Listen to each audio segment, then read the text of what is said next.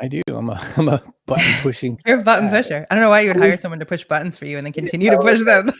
Start the show. I only get some buttons. I get the turn on and off button.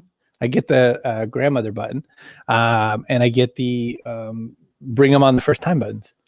So okay. I think that's good. So, if it pleases you. Yeah. Who else on our show today? What do we get? I forget. It's Monday.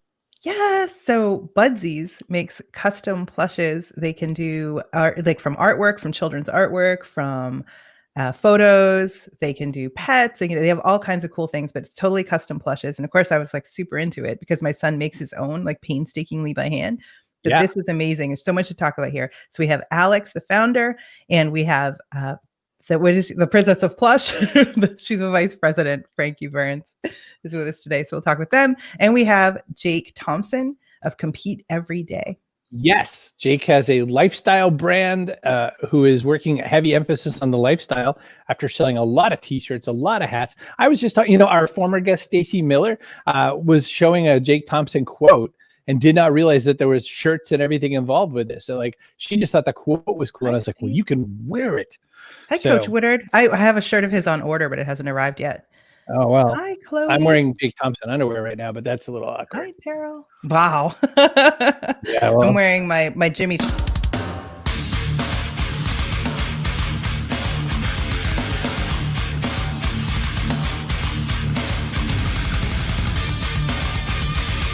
Backpack Show. I'm wearing my Jimmy Charles shirt for his nonprofit foundation. He's coming on later this month. Country music star Jimmy Charles. There's not a lot of month left. What's the end of the month? Next week? The week after? 28th. The 28th. Your dad says Terrell looks like Terrell, I think, is a new person. And Stacy's here. Yes. There she is. Former Mrs. Maryland, former guest on the Backpack Show, obsessed with Compete Every Day. Quite the competitor. Bodybuilding right now. And in the oh my gosh, the bikini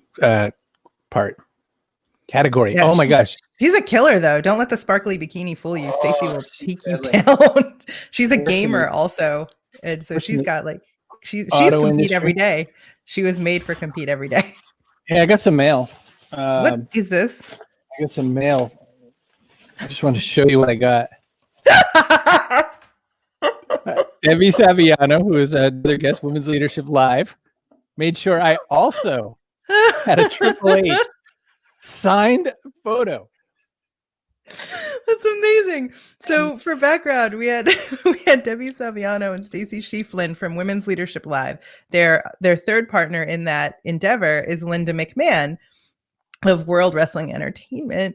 And I told them that Triple H is my pretend boyfriend. So they sent me a signed photo. He made it out to me.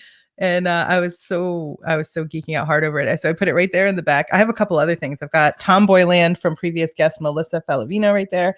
I've got some Fight Club soap from Mayaka at Sunshine Alchemist. So I'm making like a little thing back there. But Triple H is easily my favorite. But I have to point out, Chris, that the way you've got it, it's glaring and we can't see it.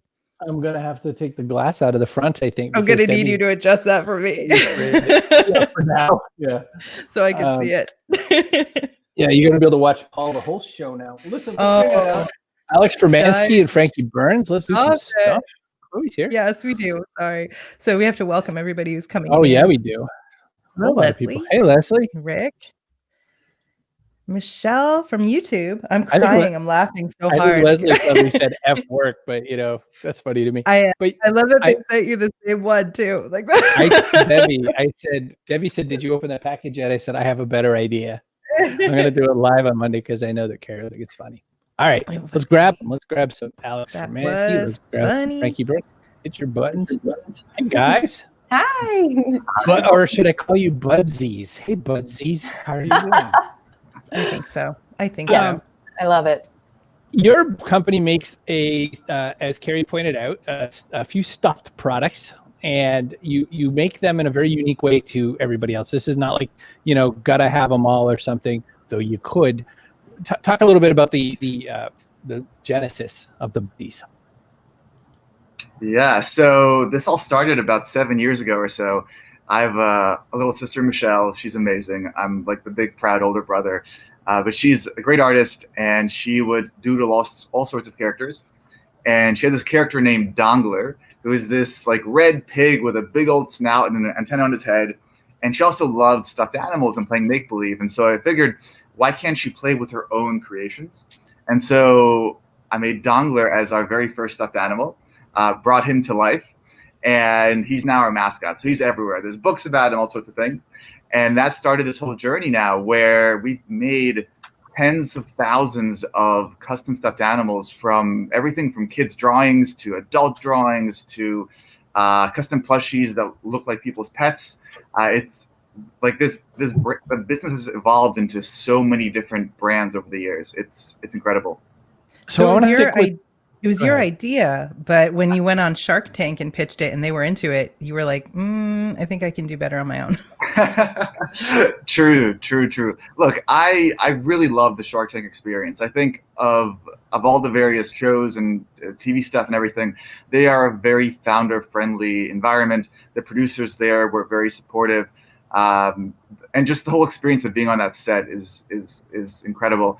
But yeah, look, the offers they gave were honestly just lowballing, and we told them no, and that was definitely the right decision, because we've been just growing and expanding so much since then. I think at that time we had come on the show with like 2,000 or less plushies, and maybe like 2.5 products at that point.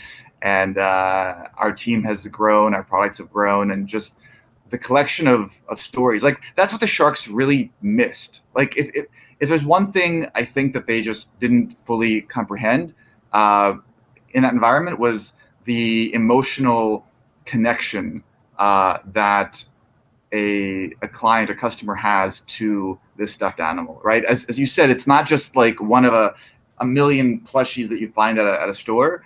Each plush that people order from us has a unique story behind it. So whether it's a selfie of someone in the military who, for example, a father or mother serving overseas, and the child gets like a selfie plush doll of their mom or dad to hug them while they're away, or it's a Budsies of a past pet, right? And maybe that's given to a person who's older and has Alzheimer's or amnesia, and that like really like resets them, right? Like, every single plush has such a powerful story behind it. Like, in the past, 18 months or so, we've collected over 5,000 stories. So that's what I think, as just investors, they might have missed.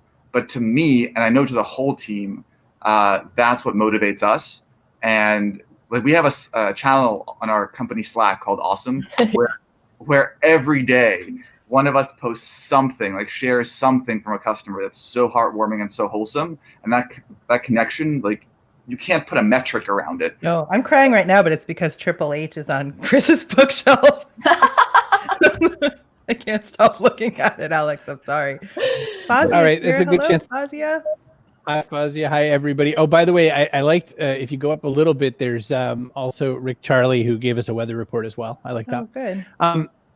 Alex, I have a question, but first I was hoping, Frankie's right there. Can you show off? You have the Fursies, a couple of Fursies handy. Alex is on the road. Petsies.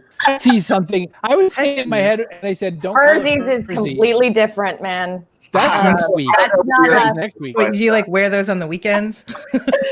So I have my dog Chewy, and this is the Budsies Forever version of him. Yeah, he's Chewbacca.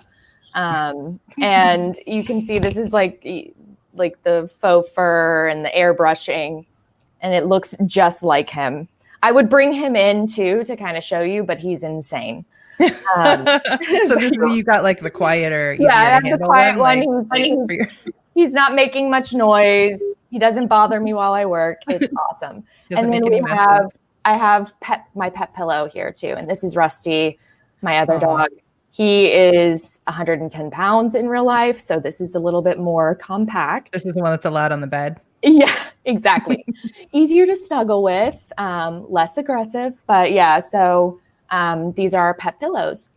I don't have any of our Budsies on me, but yeah, those are pretty awesome as well. Well, we can look at some. I've got some. Yeah, you got it up on IG. In the videos I saw, like for instance, the Yoshidro, my superhero, and the kids are losing their minds. Yeah. So it's pretty wild. It's pretty fantastic. It's so Oh, cute. yeah, that's a cool stream. Yeah, I'm just gonna put it up for a second so you can see. Oh, it Yeah, was like well- over because I watched the whole thing already. Yeah, we've already watched That's it. what I a was few doing times this today. morning. Like, Yeah, that Yeah. magical moment when a child or anyone really. this is more me like trolling my brother. With Oh a yeah, Budsy this and me. was hilarious. It's They give definitely. each other, those two give each other a funny gift every year. I love it. Cool. Oh, Yeah, look at they her lose face. This one, their oh my minds. god, that's the Aw. shot you're dying for, but just that it's real is so cool. It's really fulfilling, actually. Adorable.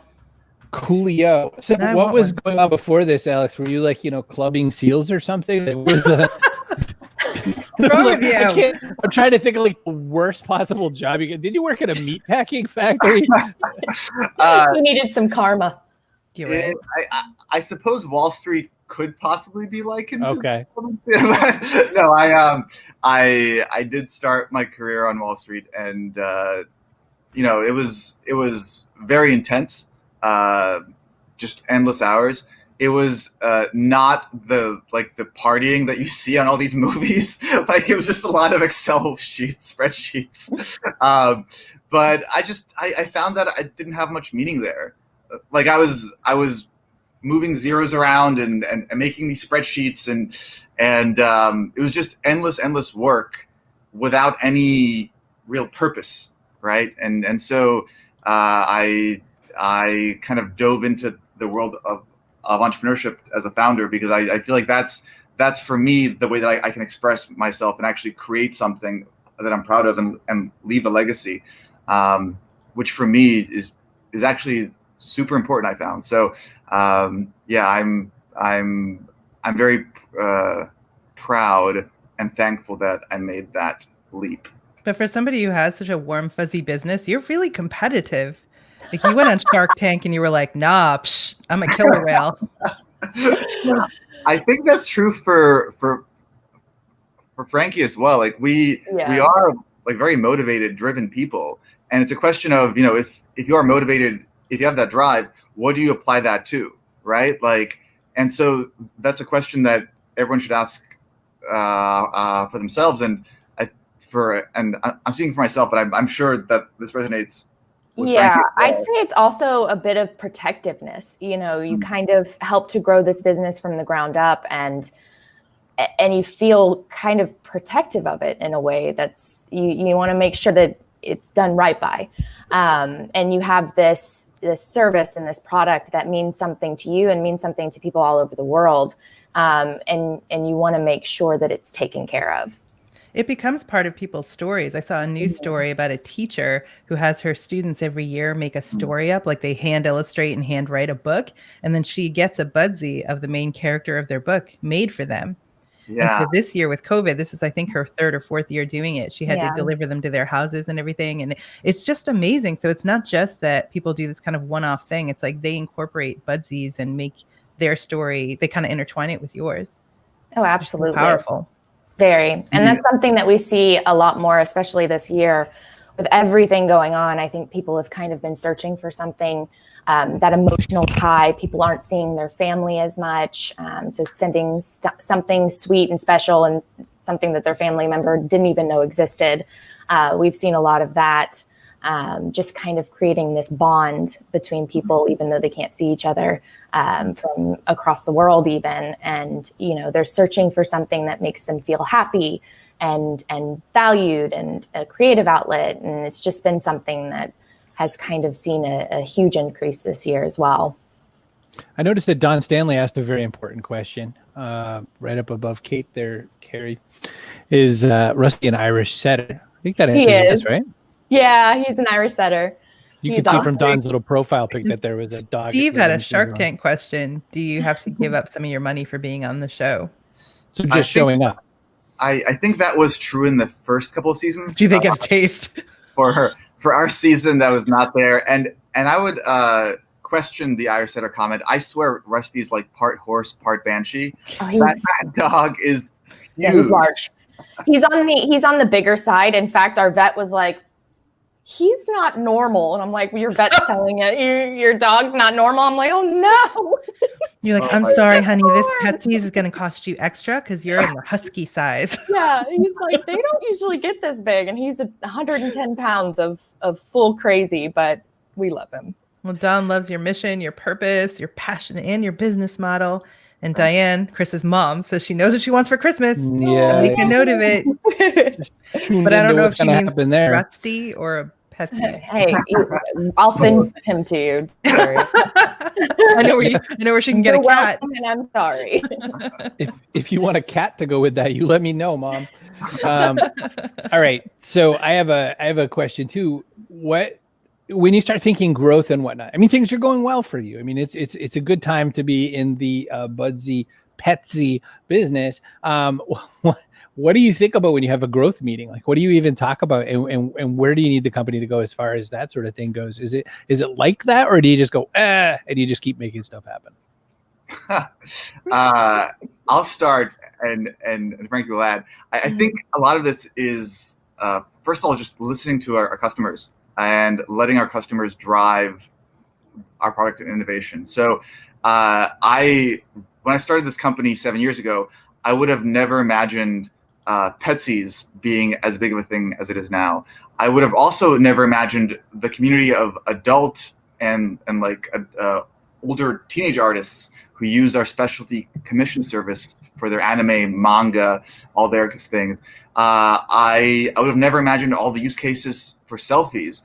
And so just, nor was I thinking about our book brand. So we have now a whole brand called Stuffed Animal Pros for businesses and brands to make 5,000 pieces of their mascots, right? So like these are things that I would never have thought of.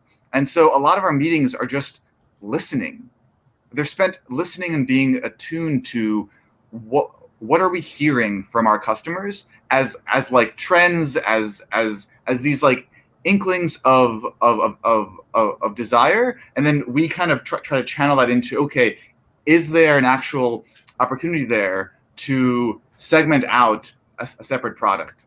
I need a Triple H plush doll, you guys. It's been brought to my attention that this is a possibility, and now we can work with I them. need one. Yep, we can make this happen. Can they be life size? I'll just like prop them up over there. Well, they did mention body pillows, right? I I don't want to know what you end up doing with that after we make it. You don't. Hey, he just agrees with her a lot. you That's live your life. You're so right, Kerry. You're so right. Alex Furmansky, Frankie Burns, thanks so much for coming on the Backpack Show. If you can, stick around. Stick around. We've got a part 3 for you. Don't worry. We'd love to have you back. So hang tight. Boop boop. We did that thing. You pushed the button. I didn't push the button. All right. You see what Debbie Your dad said? is like, what? No cat. Yeah. My brother asked a question about cats at an apartment building one time, and they said we have no cats, and he yelled into the phone, "No cats!" And that's become a ongoing family joke. Debbie likes my idea. That's good, because that means that maybe they won't sue me for making making a single-use plushie. Hey, let's talk we don't judge. Let's talk just a minute about it just keeps Everybody going. supports my life choices. I'm so grateful. We're sponsored by StreamYard. You can make a show just like this, only better. See brogan.me/StreamYard. But if you want to make it better, you need plushies and the Triple H.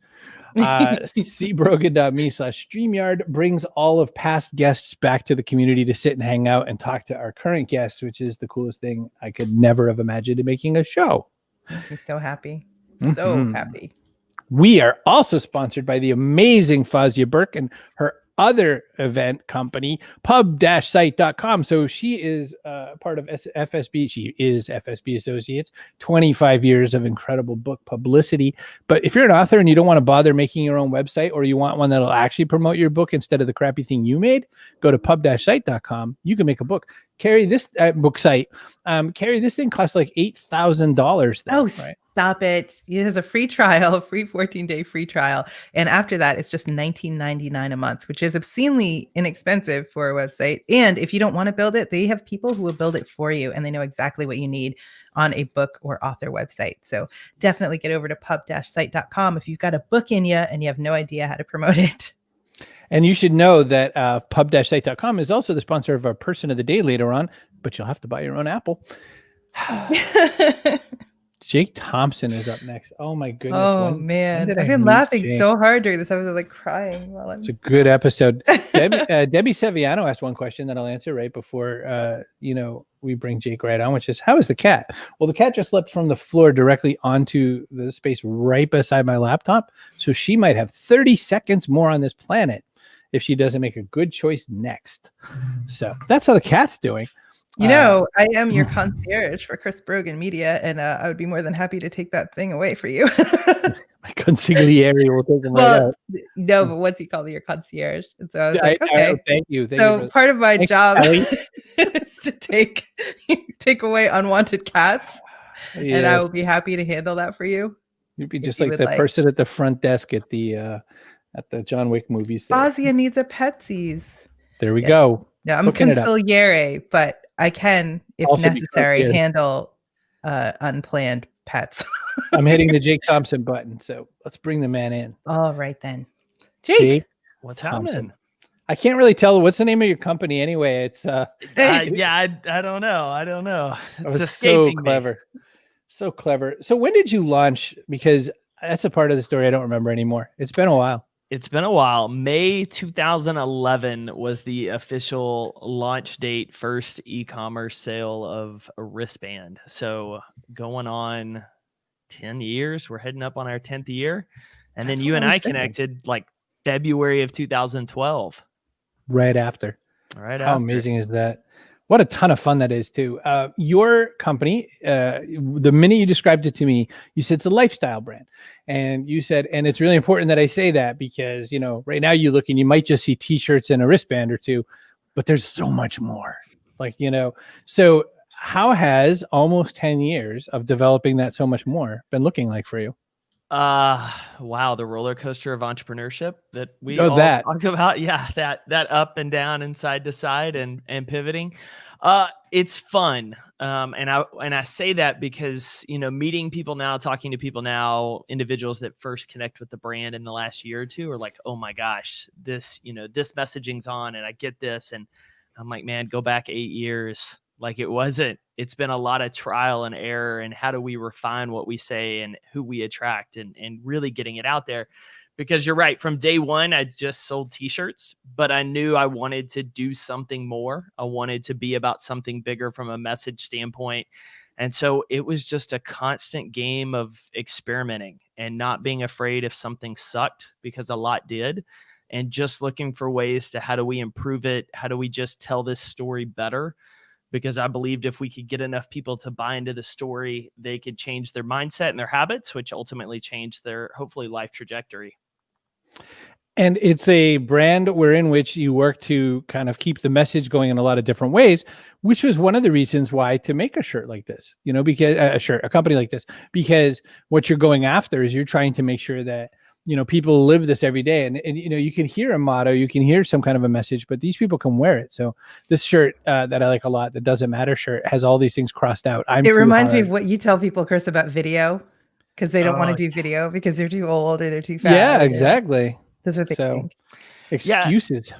I laugh about that, the shirts and the speaking and the book and all that tie in, similar to the old landscape when we used to go out and speak at conferences when they had those antique. Remember those? Yeah, back in the day. You could have 10 speakers on a stage telling you the exact same message, like the same takeaway. They want you to take the same action, but maybe one or two resonate with you because of the story they told or how they angled it or anything like that. And the other, 7 to 8, great content just didn't click with you. And that's really how I've approached our business is, how many different ways can I tell the same story of why you should compete every day, knowing that you may connect with this shirt, like the excuses shirt. Someone else may not connect with it at all, but they buy into one about hard work or just showing up every day or life is worth competing for. And so that's really it, is how many different ways can you skin a cat? Speaking of the one crawling around your computer. Let's not speak of that one. The Voldemort of creatures. And then you and I did not get a chance to talk since, except for me congratulating you, because that would be jerky, since you published a book. Do you have one right there you can wiggle in front of the screen? So I people actually know surprisingly don't, because I'm What? in the studio. They're in my office. I have mine about 20 feet away, but I'm not wearing pants. Okay. So you can't go get it. Not really. Michelle Not today. says not being afraid of sucking to find what works is a good reminder for every entrepreneur. I agree. And Jake, Don, tell me a are little you bit- apologizing to the kitty, Don? Don't. This No. cat doesn't deserve your pity. No. And this not cat even a little deserves- bit. This cat deserves a t-shirt shooting cannon. Jake, writing a book like this, I mean, you were surrounded by idiot authors, so you were kind of destined to have to write a book, but it was a little bit more like learning how to deadlift the right way, isn't it? I mean, what was it like for you to get that book out? I mean, honestly, after years of reading your stuff, of reading our friend Kerry's, just knowing where I wanted to go and the direction really y'all had done, the path you'd laid in terms of writing and speaking and where I was trying to take our brand, it was there. But like a lot of us, I made excuses for years, and I wouldn't openly make excuses. It was always like, hey, I'm working on the book. But internally, it's like, somebody's written this already. I don't know what I'm going to say, like everything that comes into our head. And eventually I kind of ran out of excuses because I lost speaking opportunities for not having a book, and was like, all right, competitive side, let's go. So I sat down and just started writing, started turning the talk and the content I taught on stage into a book, wrote about Nice. 40,000 words, hated it. Something wasn't sticking.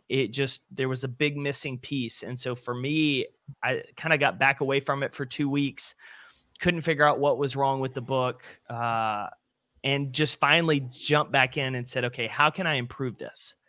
Where does this need to change? And at the same time, I got asked to do a keynote for Big Brothers Big Sisters. And that audience is kids 7 to 17 and adults 30 to 60. And I was like, well, my talk now is training corporate teams and sales teams. It's not going to work for kids, but what would be the 6 or 7 lessons that if I was 14, like I would want to tell myself, if you make these choices, you have a chance to win in life? And started sketching them, looked at it, happened to see a John Maxwell book that was sitting over on my desk. I'd been flipping through and was like, oh, this is how he lays out his books. This is the actual book, not what I wrote. And so I scrapped about 35,000 words, put them in a folder somewhere else, and then started over. And honestly, it was like, you speak about deadlifting. It was like doing a workout and going as hard as you can on the 4th round and just exhausting yourself, finishing, yelling time, and the coach looking at you and saying, oh no, you have 5 rounds. You have 1 more to go. And you just don't want to go again. Like you're just like, I'm done. I've got nothing. And that's honestly how it was. And so I had to force myself back into the habit of 500 words every day, 500 words every day, and just chipped away at it until I finally got something that was a usable draft that we could start editing off of and making better.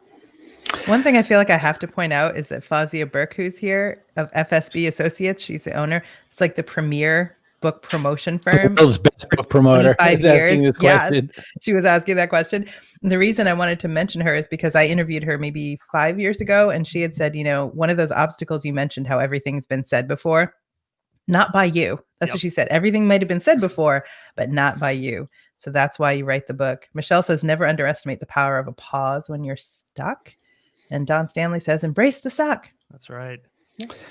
Yeah, I got to bring up the deadlift because I watched that the other day. Jake just hit a personal best on a deadlift. So this only applies to maybe 5 people watching, but I was blown away. So Jake, you're 170, 180, 180 now. Yeah. Okay. Yeah. COVID. I forgot. Jake's 180 pounds now. An ideal deadlift, according to, oh my gosh, why can't I think of his name? Strength guy, Mark, the legendary strength guy. Oh my gosh. He'll kill me. Ripito, Coach Mark Ripito. Double your body weight. So 180 means Jake has to lift 360 in a deadlift to make everybody say he's strong. You're legally strong if you're double your body weight. Jake pulled 415 pounds off the ground like it was buttery. He like, I was looking for the strain. I wanted to see his lower back muscle. Say that's it for the rest of your adult life. But you just kind of lifted up 415 pounds, which is 10 pounds more than my personal best at 270. So 100 almost pounds heavier than you. So I should be able to lift 540 pounds, not in my life. I hear a challenge. Matt refuses to say my COVID weight. And I do remember, Foz. Yeah, I remember the whole conversation. So, Jake, I wanted to say that because you live this every day, including the downs. You live every part of it in front of people and you make sure people see it. But you've also done the hard work of doing good, deep networking. I want to talk about that because I think you're a good personable kind of a guy, but that sort of need to do a little bit more than personable was probably not normal to you. Do you want to talk a little bit about how you conquered that challenge? Yeah, just getting out there a little bit more and trying to meet people. Honestly, Chris, I credit a ton of the network I've built with the example you set. And I say that because we connected when on Twitter you posted, "How can I help you today?" And you're Chris Brogan, 2012. Like, this is still early Twitter days. And I just responded and was like, I started a company and do not know what I'm doing. And you took 15 minutes, talked to me about the brand, showed me what Share a Sale was in affiliate marketing, started using it. And then in person at Chris Guillebeau's conference, you mentioned me at a keynote, which ended up at that event. I met like 3 or 4 other people, one of which Grant Baldwin, I'm still friends to this day and have worked with on the speaking side. And so really watching your example in the space of a rising tide raises all ships. Like, there's enough wins for all of us. I just want to help people was really kind of that catalyst for me that if I'm going to live this title of Chief Encouragement Officer that I call myself, that I have to have that same mentality. Like, there's enough space for all of us. How can I just add a little bit to someone else's day? How can I shoot a quick video, check in with you, anything and everything, because those tend to stand out. And I feel like, especially today, where a lot of people are in it just for me, and there's a lot of scarcity in the world and there's a lot of fear, but operating out of that fear mindset really shrinks our view. And so I really try to take the approach of Gary Vee talks about 51-49. How can I just add a little bit more to someone else than me, knowing that in the long run, it may come back to me, it may not, but did I help them? Because at the end of the day, that's what leadership's all about. How can I add value to someone else's life, help them get to where they want to go? Not necessarily can I get them to follow me. People in the comments are saying they love Chris, and Chris did the same thing for them. There'll be no living with him after this, you guys. Oh, hush, people. Stacy says Jake made no excuses and ripped those weights right off the ground. Inspirational. And Chloe says beast mode. I'm more like Petsy's mode in my fitness. Little light weights. So Kerry's secret boyfriend, not at all secret, is Triple H. Yep. Mine's my Henry pretend Cavill. Boyfriend, because Your pretend boyfriend. Right up until probably last week, he didn't know and couldn't care less. But thanks to Debbie Saviano and Stacey Shiflin, now he is aware. Well, I'm still safe because Henry Cavill doesn't know that he's my pretend boyfriend yet. And there's a Henry Cavill story of when he was training for the Man of Steel, where they were still kind of iffy about him being Superman, because everyone's like, no one can be Christopher Reeve, blah blah blah. But he was squatting 405. And which is a reasonably good amount of weight. And he went down in the hole, which means, he's at the bottom part of his squat and he couldn't get up and he was just kind of down there. And the guy who was training him, was trained tons and tons of people, said, everyone drops the bar right here. 100%, like 100%. Every single person drops the bar. So I go to grab the bar to kind of help Henry out, because I don't want to kill an actor. Like, that's not good for the resume. And Henry grunts like, no. And he's like, oh, geez, now we got to deal with delusion guy. And he's just down there, and he's just down there, and he's just down there. And he's thinking, this guy's legs are going to fall asleep. Then he's going to throw the bar. It's not going to be good. And he gets it up. He stands up. He brings the bar all the way to the top and puts it back in the rack all by himself. And the guy training him, everybody every human in the 200-mile radius goes, oh my gosh, he really is Superman. And that was when they decided he was. I think of you when I think of that story, because I feel like you've been in that hole a bunch of different times, and I feel like you always manage to get the bar up. Oh, thank you. I honestly, it's just about winning that next rep. Like you don't, I've been in that hole dealing with debt and bad decisions and all sorts of things when you wonder that there's no way out. And honestly, the only way out of any hole is just to dig that first piece. If you're trapped in the bottom of a ditch and you've got a spoon, it's that first spoon. If you're, dealing with debt, it's that first $5 you pay down to something. It's just win that next rep day after day after day. And it's so hard. It's so hard to maintain that focus on what's my next move. What's the one thing I can do today? What's the one step I can take when we know there's a million steps to take? But that's ultimately how we get there. It's not by focusing on how far we have to go, how much work is left. It's by showing up and ultimately competing today, knowing that tomorrow will take care of itself tomorrow. You're a mighty guy. Listen, we're going to bring back Alex and Frankie, speaking of competitors. So, you're going to have to share the stage. This 5 look is kind of weird, but we'll all get with it, right? Okay. Yeah. I can move people around if it makes you happy. Yeah. Well, yeah, there you go. It's even better. Oh, I totally can. Yeah. Like if Alex wants to be over here. I don't move Chris because he doesn't like being on my other side. He's like, he's side of the bed. Yeah. I was backstage while they were on thinking about, I've got to get one of Huck and one of Sugar and one of our former dog Bea. Like I've got to get all of these Budsies set up for the house. Do it. Budsies, not Fursies. That's another line that's coming. Not Fursies. Whole different thing. I'm interviewing. You could have a costume line. I'm interviewing a furry person who did a documentary on furries next week to talk about what that's about. And one thing that's kind of interesting in that world is that sometimes they make sort of dolls of themselves to act as sort of a fill-in when you don't want to wear that whole big, giant, heavy, like 4,000. We make plenty. Okay, you know it.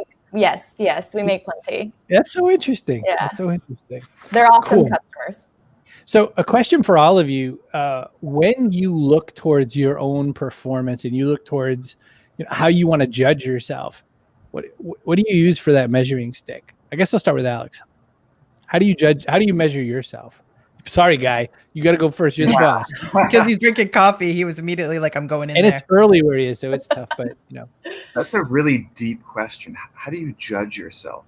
Yeah, you woke up today and you said, you know what, I'm going to do this dumb show, and then I got the rest of my day to contend with. What's it going to matter?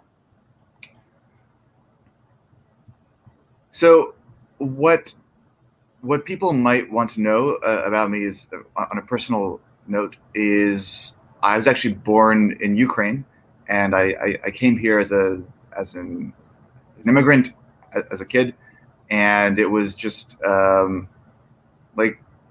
started off in not the best neighborhoods of Queens, New York, and just like this quintessential immigrant story in America, right? And so I think for me, it's important, and I should add to that a lot of that struggle was actually born by my parents, who kind of sacrificed everything in the old country and sacrificed so much here in those early days, right? Like they had to take jobs that were so far beneath their intellect level, right? But they just persevered and drived so hard. And so I think a lot of what motivates me and a lot of how I judge myself is like, am I making that struggle worth it?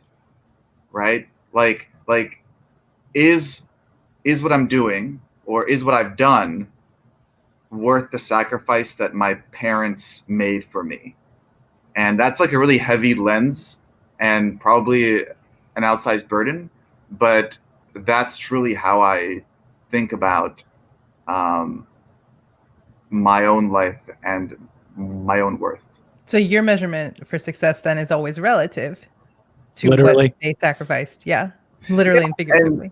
And it's clearly not objective, right? It's not like this KPI or that number. It's really this sense of I can always do more to show that to show that struggle was worth it. So you compete every day. Yes, I compete every day, effectively. Yes, that's right. Frankie, you had a lot of warm up time there because we got a deep but good answer to that question. I mean, that's Fozzie grew up in Queens too, Alex. Oh, cool. Frankie, what's your version of that answer? I think for me, just what I push myself towards and success to me is overall fulfillment. And it's a big reason why I chose to work for Budsies in the first place. I took a look at the product and the people's lives we were touching and what more I could do by listening to people. Like Alex mentioned before, we've grown our business based on listening to what other people want, making it kind of a people first approach to our company. And that's been such a fulfilling gig for me. And every day, every time I see a sweet message or in our awesome chat, when somebody posts a video of, kids crying or people getting emotional on the spectrum. I mean, we've seen grown men cry when we give them a plushie of their past pet. And it's that fulfillment, that joy of listening to people and providing something, listening to their dreams, their fears, their wants and needs, and creating a product that kind of speaks to that. And it's that fulfillment that sort of drives me every day. I hope Jake just says 7 and then smiles. No, he's going to be like 420 pounds. Man. Super strong muscles. Set up, man. I wish I'd gone first on the part now. Following you two on that. Tough. The way I look and measure every day is because I used to be dealing with my ADHD all the time and distracted by what actually moves the needle. And just the rat race that this thing can be sometimes from distracting us. The way I try to measure every day is, did I make at least one step forward toward the career I want, the life my family wants? Did I positively impact someone else's life? And did I build on what I did yesterday? Could I essentially do better than I did yesterday? And if I can answer all three of those questions yes at the end of the night, that's a good day. I'm not going to get everything done that I want to.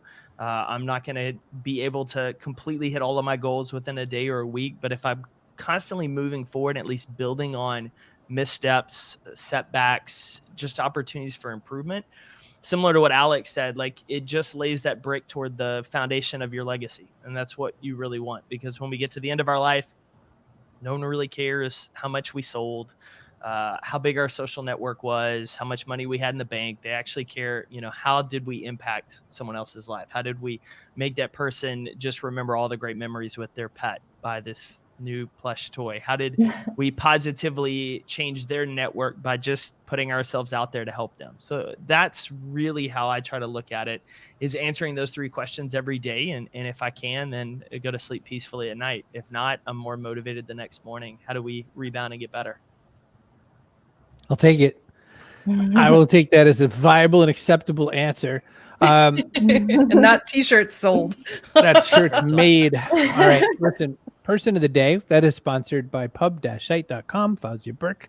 The person of the day today is past guest Stacy Miller, also a competitor, also someone who is recently now super connected to Jake, but Jake made no excuses and ripped those weights off the ground. Inspirational. That entitles you to an apple that's probably not even on your training menu right now, Stacy, but you can just look at it lovingly, and there's 0 calories in that one right there.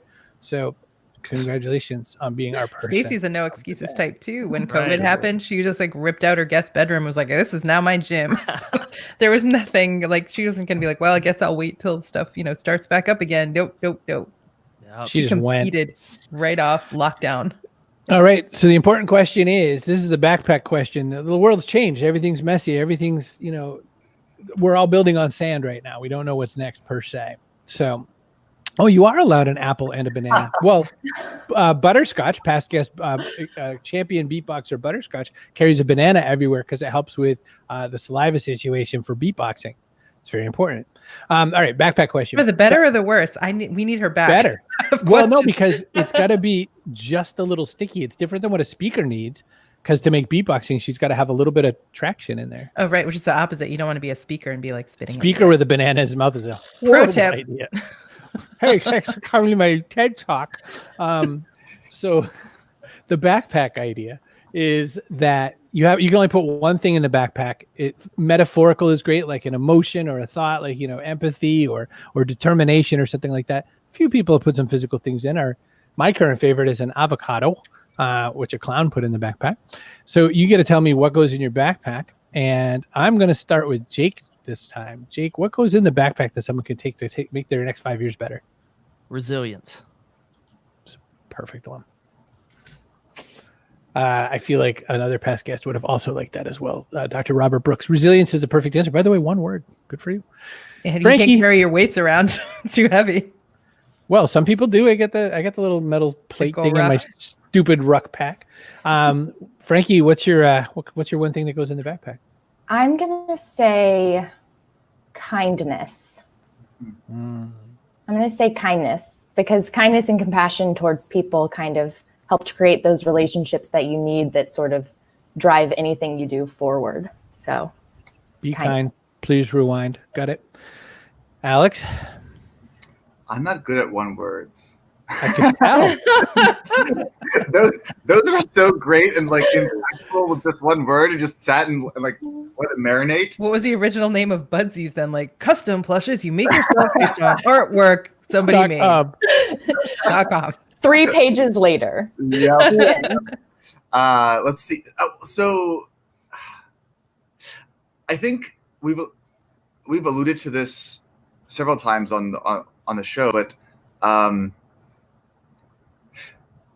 for me, it's listening, because I think in the founder community and in the tech blogosphere, there's an outsized amount of weight placed towards a certain kind of founder, like the Elon Musk, Steve Jobs kind of founder who seemingly is just bold and sets the direction seemingly unilaterally.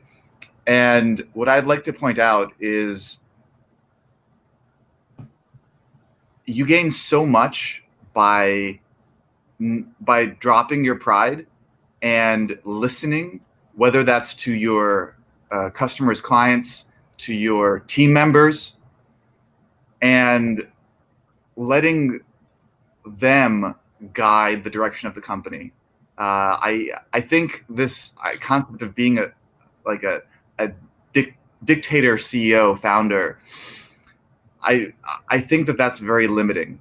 And so from what I found and what I've learned, it's definitely a learning process over the past decade as I've gone down the founder route, is to just kind of shut the heck up and leave your pride aside and let others lead you and teach you.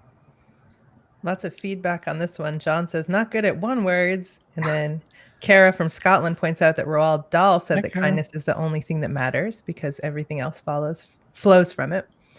And then great single words. Listening is perfect, says Fazia. Great backpack additions, says Coach Woodard. Visionary doesn't necessarily mean accessible. That's so true. And Don Stanley says active listening is one of the best forms of empathy, which is critical to being successful on so many levels. I tell my kids what Neen James always says, author Neen James. She's like, listen with your eyes, because they'll be sitting at their phone and they're like, I heard you. And I'm like, I don't believe you. Don't believe you. So listening, super important. It's a super vital part of anybody's backpack. What a good bunch of ideas came out of this one. This is big. You know, the immigrant story is Fazia pointed this out earlier. It's very similar in so many ways. You know, there's so much of kind of bringing it forward. And, my grandmother was French Canadian, and she came down, her family came down from Canada to here, and they did mill work and that sort of a thing. And that's what they did to make their contributions and all that. And one big piece of advice she gave